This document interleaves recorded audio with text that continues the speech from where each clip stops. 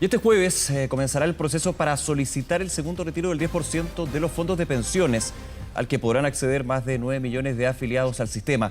¿Cuáles son los pasos a seguir y cómo realizar este retiro? Es un tema que conversamos aquí en 24M con el presidente de la Asociación de AFP, gerente general de la Asociación de AFP, Fernando Larraín. Muchas gracias por acompañarnos, Fernando. ¿Qué tal?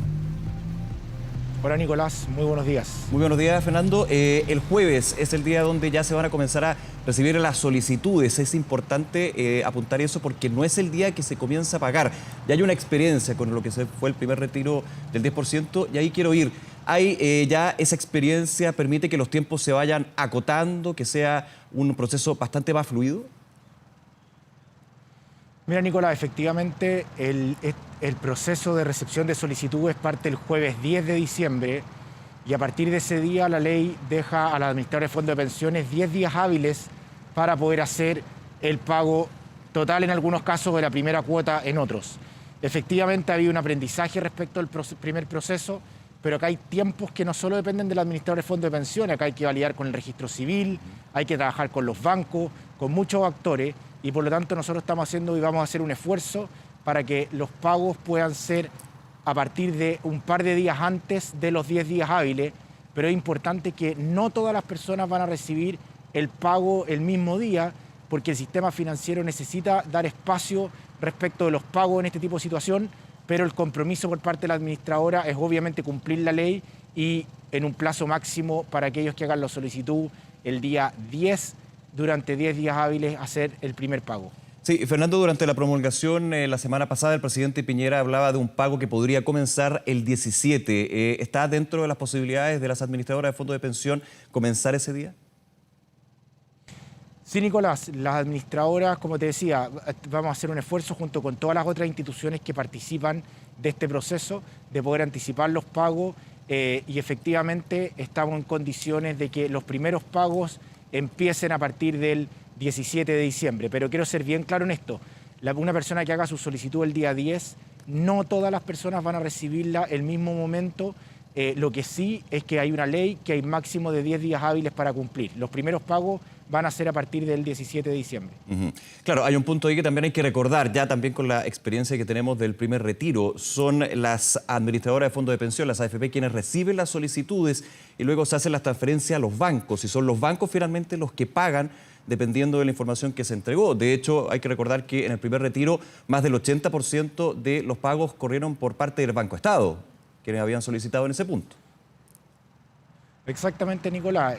Una vez que las administradoras validan la información, hacen la acreditación de los recursos de las personas en sus cuentas bancarias, en el caso que lo pidan así, a partir de ahí son los bancos quienes que finalmente deben pagar, y todos sabemos que diciembre es un mes en donde hay mucho uso de efectivo por el tema de la Navidad. En esa época, durante esta época también se hacen el pago de pensiones, está el bono que entregó el gobierno, por lo tanto efectivamente aquí va a haber mucha participación de los bancos en la parte de los pagos.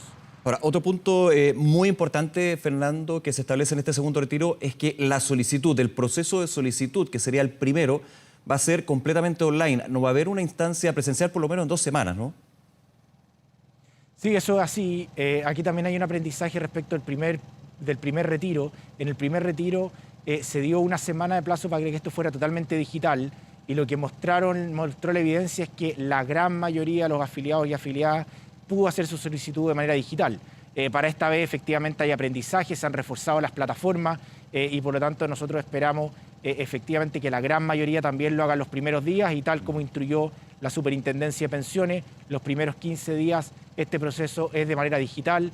Es muy importante, Nicolás, las cifras del COVID-19 han ido subiendo. Aquí también hay un llamado a la ciudadanía que todos nos cuidemos en este proceso y que privilegiemos el canal digital por sobre cualquier otra instancia. Ahora, con la experiencia también, vuelvo al punto, ¿cuáles eran los errores más comunes que se dieron en este proceso de solicitud, en el primer retiro del 10%? Habían, como yo te diría, 3 errores de distinta manera. Había un primer error de desinformación. Efectivamente, hubieron personas, ¿no es cierto?, que no pudieron entender bien el proceso, les costó un poco al principio, finalmente por distintas razones se fue explicando. Esta era la primera vez que se hacía y por lo tanto enfrentarse a este tipo de situaciones a veces no es fácil para una población que también carece de ciertas herramientas digitales en un primer momento, pero efectivamente esto ya hay un aprendizaje respecto de eso. Hay un segundo tema que tuvo que ver con algunas plataformas. Algunas plataformas sufrieron el estrés de la cantidad de personas que ingresaron al mismo momento y eso también está corregido desde una lógica tecnológica. Y lo tercero tiene que ver con la interacción de otros actores. En este proceso participan otros actores. En caso particular tuvimos algunos temas con el registro civil y con el Poder Judicial por las pensiones alimenticias y efectivamente eso se ha ido resolviendo y lo hemos ido mejorando para este proceso. Ahora, sobre el tema de pensión alimenticia, Fernando, también sabemos lo que sucedió. De hecho, hay un porcentaje no menor, bien importante, de pensión alimenticias que en el primer proceso no se ha pagado.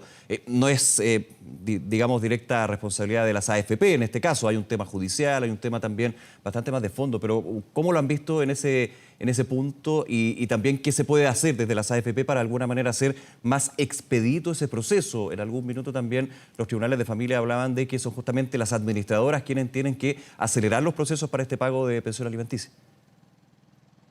Ahora, obviamente, Nicolás, que cuando una persona pide su 10%, ¿no es cierto?, los niveles de urgencia, por eso la solicitud de ese dinero es importante y a nosotros nos importa que cualquier persona que haga esa solicitud pueda tenerla en tiempo y forma.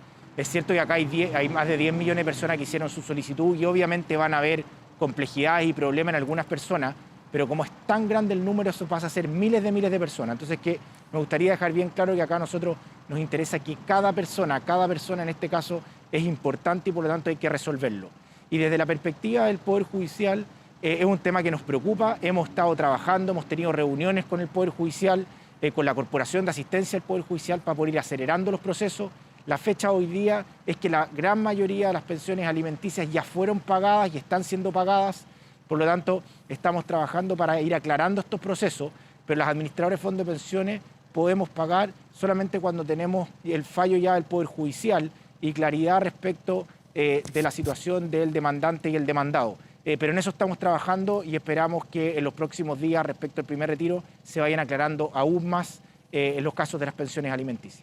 Ahora, volviendo al proceso, Fernando, hay un tema que es bien relevante y que se discutió, de hecho, durante este proyecto, ya sea la reforma constitucional de la oposición o el proyecto del gobierno, con respecto al efecto que se podría generar por el pago del retiro del 10%, principalmente por la necesidad que van a, más que la necesidad, lo que tienen que hacer las AFP de liquidar activos, liquidar posiciones para, lo voy a poner bien en chileno para que se entienda, hacer caja, finalmente tener los dineros disponibles para luego generar el pago por parte de las entidades financieras.